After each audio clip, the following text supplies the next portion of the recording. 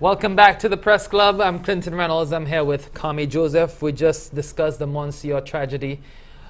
November 10th, 2011 was a day that bus just plunged down off that cliff and all 19 people on board are assumed dead. 17 bodies, or 17 of those people have been accounted for, 2 never accounted for.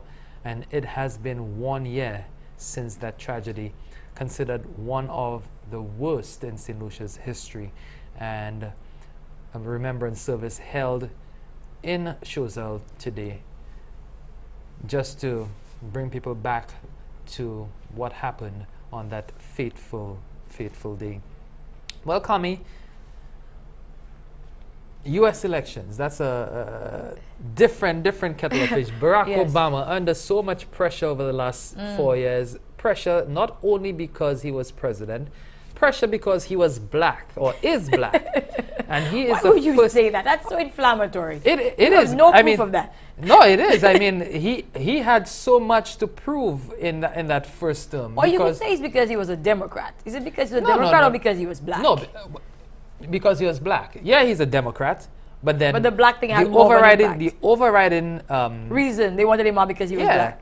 of course, because Well, I you have have to tell you, you have the Republicans who Yeah. which is an all-white old boys club. Yeah. Right, and they got beat 4 years ago by this Yeah. black man who should not even be voting in the first place. So how dare you present yourself to the electorate And as to a all the presidential Americans candidate? watching this show right now, I apologize. Because Clinton's calling you racist. Well, not and saying not, you want to send us all back to the not the- plantation not the to black- cut- not the to black pick ones. cotton. well, if you're Republican, yeah, I probably might be saying that, but if you're not, then No, I we mean, can talk. It was something where, you know, because we are in the news business and we actually do love the news. We watch it all the time. Unfortunately, for the people in our lives who don't like it as much as we do. So we were watching it, the election coverage, that entire day. And from it, I was telling them, these lines were too long and there were too many blacks and Latinos on that line. No black and Latino is going to stay on the line for this long to vote for a white person. to I have vote to tell you. Republican. So I was saying, you know what, I think Obama is going to be okay. I mean, and I was happy that in his acceptance speech, which by the way was amazing. Yeah. I mean, just amazing. But in his speech, he mentioned that they're going to find a way to prevent those, because the lines were ridiculous. In Florida, they were just around blocks and around. So what will he do? I mean, 3 years from now, he'll be a lame duck president. No, but all you know, whatever he because says makes what he's absolutely saying no is sense he will do it during his term in office. Just give them, because I mean, look at in Florida, for example, Clinton.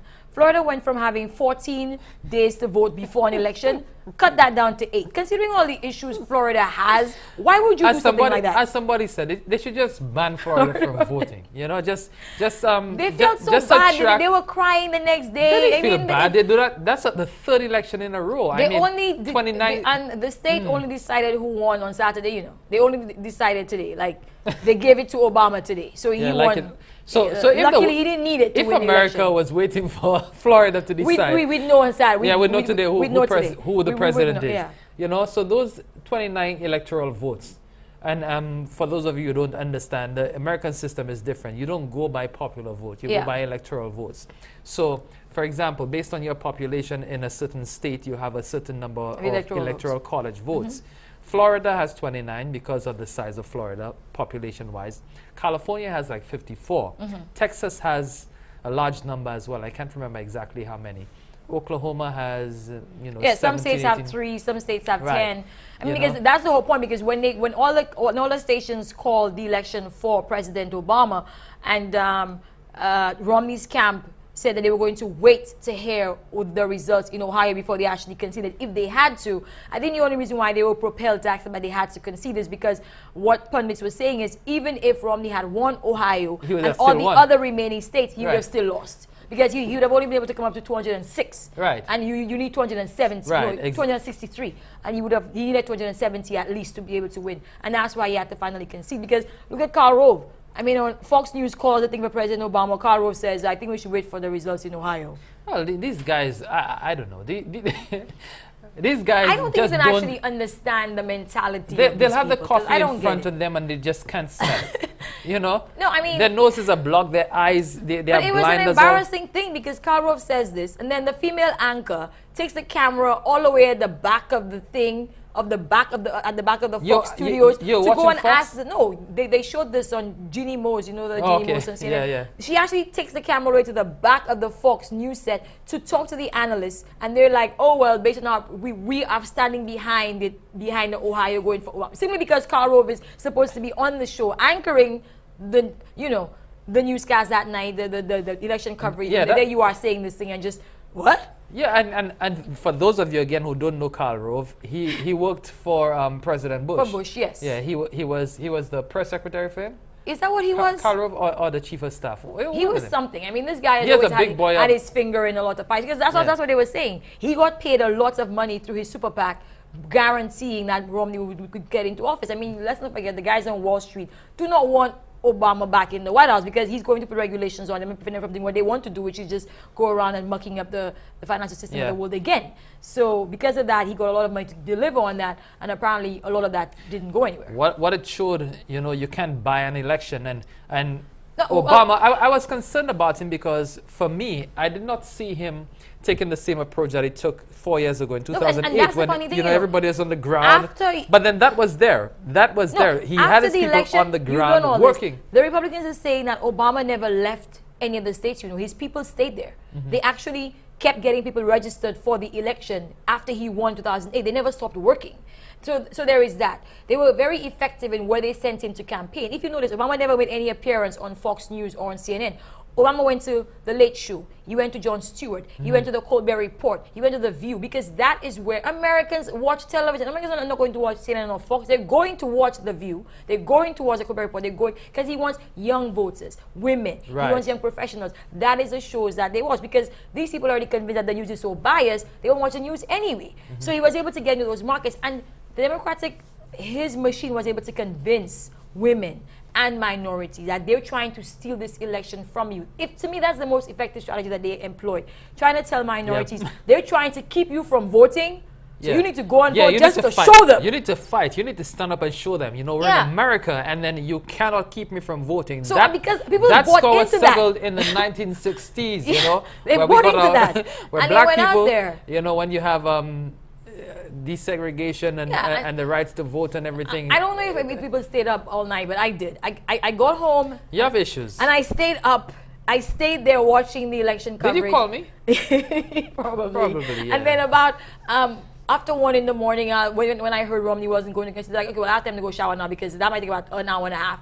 I showered, I did the dishes, I came back, he hadn't considered yet, and I waited until Obama, he actually considered, and then Obama's speech. And I thought Obama's speech the second time around was even more amazing than the first one because you could see he looked smaller, like this had been a lot more trying on him, and it was just so rousing because we kept saying, oh, he wasn't as rousing as he used to be. That speech, the election night speech, he was rousing. That was a very good speech. I must confess. It was long. I must confess. It was long, but it was beautiful. I fell asleep, right? And I heard Obama speaking, so I was on the couch. No, I could not wake up. So I was like watching him, listening, and then dozing off. But I heard parts of it, and it was very, very it was very amazing. Speech, when he came out with the family. His wife Michelle. But Romney's speech was good too. His and it was very short. People were upset because they were saying, "Oh, the speech wasn't very good," because you could see he had written it hurriedly. Because Romney? Yeah, Romney only wrote a victory speech. He was talking about that he was going to win. No. Do you believe that? No, really, I believe that's what because no, the concession speech. I think that concession speech was so well written. Not very. I think it was very dignified, very well. It didn't smack of pre-writing. It smacked of oh boy. Oh, no. I thought that speech was very well written. And it was right to the point. Exactly. Strangely enough, you go through the entire election cycle. I stopped watching CNN because I was so sick of all their Romney love. And that night, I actually... You mean John King? Yeah. And his magic board. I felt sorry for him because immediately after losing the election, his own party just turned on him. They're like, oh, well, he has no future. He's done. It's all his fault that he lost. I mean, they had no sympathy for him. But that's what happens, though. I mean, that doesn't happen in St. Lucia. Do you have McCain? And that is the difference. Look at this guy in Indiana. There are two seats where he had major issues, where there were comments about the women's bodies. God, Indiana senator, Republican senator, and the one in Missouri, I think. Yeah, Murdoch was one of them. He lost. Right. And it just shows that people are listening to what you say, and they make their decisions based on the stupidness that you might No, say. because what I'm saying but is our society, I just want to parlay that to our society. We're more forgiving. You know, if you look back to politicians and what they have said and why they got out of power and the fact that they're back in power, it's a totally different. No, because we you are have so to understand forgiving. the whole idea of St. Lucian's. I remember when we were in the election cycle in last year, and we were discussing the illness of the former Choiseul MP Rufus Bousquet. And I had told one of the reporters to go out and we need to get Bousquet to get him on this because he keeps saying that he has cancer.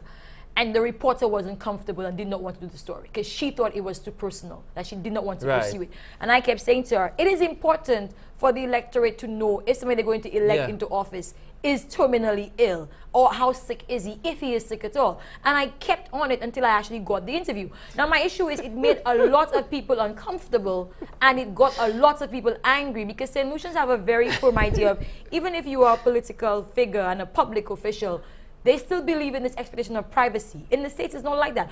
But it shouldn't be that. Petraeus just lost his job, a 37-year veteran of the U.S. Army. You are the head of the CIA. He just resigned because he was having an extramarital affair. I mean, this guy was in the Gulf Wars, for goodness sakes. Yeah, he set up all the strategy in the Middle East. Yeah, no, and you see... And if Obama had an affair, he would not be president today. Of course, but here, you know, here it happens, you know, and we don't even discuss it. And we all know about it. We just, you know, live with it. I guess, Kami, we understand these things because we are steeped in news, you know. That is what things that we know that we cannot tell people, that we cannot tell the public. We live and breathe news, so... I remember, no, I was laughing because I remember that I sent you to get a story for me. The late Sir John Compton. The late Sir John Compton. One of my favorite interviews, actually. I told Kami that day, I need you to get me that story. What was it about again? We wanted to find out who his deputy prime minister was. He I said, I need you to go get me that story and don't come back without it. You were like, these were my words. Yeah. We tracked him down at the Green Parrot Hotel. They were having some meeting there, I think some banana meeting or something, some conference. And I got in there and I was asking him. Sir John Compton hits me. Yeah, it was rough because I remember we did the interview and he kept saying, Madam, but it wasn't so bad because I got back and we edited it so tightly. And then Pete Ninval, DBS's news editor, decided to run the entire thing on the television. So the whole country got to see me grilling the former prime minister, who many say I helped speed his demise because I was so tough on him that day. But at the end of the day, you have to understand the nature of this business that we are in. I have pursued stories to the point where I've had doors slammed in my face. I've had one former attorney general close his door hurriedly, trying to escape me, that his seatbelt was dragging on the floor, the door wouldn't close. He just drove off with the door wide open just so he wouldn't answer a question. If you are committed to your job and you want to get the story, St. Lucians don't have that same mentality as they respect the journalist's right to get the story. They're going to try to buck you, and you have to somehow ride that bull and make it, you know, control it somehow. Sometimes that is necessary. Yeah. And you know, that's what we're trying to inculcate in the younger reporters, you know, try to get them to understand that news is news. If for nothing else than the war stories. Yeah, news is sacred as far as I'm concerned. And it's a tough business. You draw a line, you know, when you're doing media, there's a line that's drawn when it comes to news. When you're doing news, as I used to tell them in the newsroom, you have no friends, you have no family, you have nobody. All you have is you and that story and the facts. No, it's because when I remember you're not going out there to put anybody out. No, when I was going to college, the first year of college, my professor, who was the head of the journalism department at my university in Canada, he said that when you become a journalist, you accept that you are no longer part of the society that you live in, that you have become the person who stands on the edges of it, looking in and reporting. You should live in it. You should breathe it, but you cannot be part of it anymore because you become that person. You are going to lose friends. You're going to lose family members. I mean, after the election last year, I lost people who were upset with me because of the election on our coverage of the election. But at the end of the day, I came into this business as an arts writer. I wanted to do arts and entertainment. And I only did news because I was challenged into doing news. Because people said, oh, you can't do news because you're an arts editor. And I was like, well, really now? I'm going to have to show you. So feisty little one. News is very straight. You can't put opinion in it. You can't say, I think this. News is just give me the facts, put it together, and trust the audience to be smart enough to see what you're trying to tell them without having to beat them over the head with but they it. will see right through you, because there are people who try to slant it and say, oh, I But you am can tell unbiased. the St. Lucian But audience is actually very in that way. They can tell if you're Of trying course. to feed them something. That they can yeah, tell, wait a minute, this doesn't sound quite if right. you're trying to feed them bull, they smell it from They a can distance. smell it, and Yeah. that is one thing. And we have to be grateful because a lot of countries are suffering because people are not watching the news, reading the news. St. Lucians read the papers, they watch the news, they listen to talk shows. They are very interested in it, and they can smell it. If you're not an authentic person trying to impress people in this country, you will not get very far. And that is, I'm very proud of that. And that is news. When we come back on the Press Club, we have a major drug bust on board a yacht, and one of our cultural icons. I don't know if he's an icon, but he's Cultural activist. Cultural activist. Activist. That's a better term. Yeah. He moves on. Well, he's still in culture. Not to the dark side. And Rats in the City will discuss all of these stories when we come back on the Press Club. Stay with us.